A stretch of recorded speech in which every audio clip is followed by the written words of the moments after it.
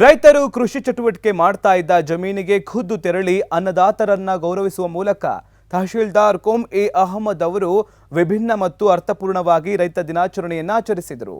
ಮಂಡ್ಯದ ನಾಗಮಂಗಲ ತಾಲೂಕಿನ ಮೈಲಾರಪಟ್ಟಣ ರಸ್ತೆಯ ಕೆಂದನಹಳ್ಳಿ ರೈತರು ತಮ್ಮ ಕುಟುಂಬಸ್ಥರೊಂದಿಗೆ ಕೃಷಿ ಚಟುವಟಿಕೆಯಲ್ಲಿ ತೊಡಗಿದ್ದ ಹೊಲಕ್ಕೆ ತೆರಳಿದ ಅವರು ರೈತರ ಕುಂದುಕೊರತೆಗಳಿಗೆ ಕುಶಲೋಪರಿ ವಿಚಾರಿಸಿ ಜಮೀನಲ್ಲಿ ಬೆಳೆದಿರುವ ಬೆಳೆಗಳ ಬಗ್ಗೆ ಮಾಹಿತಿ ಕೂಡ ಪಡೆದುಕೊಂಡರು. ಕೃಷಿ ಚಟುವಟಿಕೆಗಳಲ್ಲಿ ನಿರತರಾಗಿದ್ದ ರೈತರಿಗೆ ರೈತ ದಿನಾಚರಣೆಯ ಶುಭಾಶಯ ಕೋರಿ ಶಾಲು ಹೊದಿಸಿ ಮಾಲಾರ್ಪಣೆಯೊಂದಿಗೆ ಹಣ್ಣಿನ ಬುಟ್ಟಿ ನೀಡುವ ಮೂಲಕ ಗೌರವಿಸಿದರು. ಇದೇ ವೇಳೆ ರೈತರಾದ ಶಿವಣ್ಣ ಮತ್ತು ಚಿಕ್ಕೇಗೌಡ ಹಾಗೂ ರೈತ ಮಹಿಳೆ ಜಯಮ್ಮ ಅವರನ್ನ ಗೌರವಿಸಿದರು. ತಾಲೂಕಿನ ರೈತರನ್ನ ನಾವು ನೆನಪಿಸ್ಕೊಳ್ಬೇಕಾಯ್ತದೆ. ಯಾಕಂದ್ರೆ ಈ ದೇಶಕ್ಕೆ ಅನ್ನ ಕೊಡುವ ರೈತನೇ ಮೊದಲನೇ ಆದ್ಯತೆ.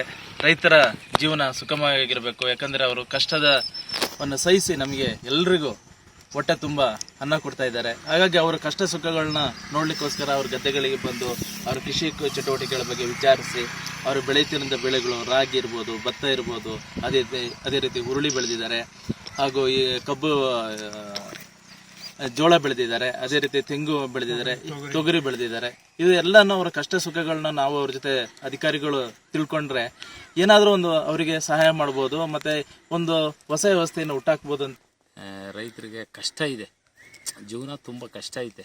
ಬೆಳೆ ಬೆಳೆಯೋಕ್ಕೆ ಇವತ್ತು ಆರ್ಥಿಕವಾದ ಬೆಳೆ ಬೆಳೆದ್ರೂ ಬೆಲೆ ಸಿಗ್ತಾ ಇಲ್ಲ ರೈತಿಗೆ. ಆಮೇಲೆ ಲೇಬರ್ ಇಲ್ಲ, ತುಂಬ ತೊಂದರೆ ಇದೆ. ತುಂಬ ಸಂತೋಷ ಆಯ್ತು ನನಗೆ ಇಲ್ಲಿ ಬಂದು ಇವತ್ತು ರೈತರನ್ನ ದಿನಾಚರಣೆ ಮಾಡ್ತಾರೋದಕ್ಕೆ.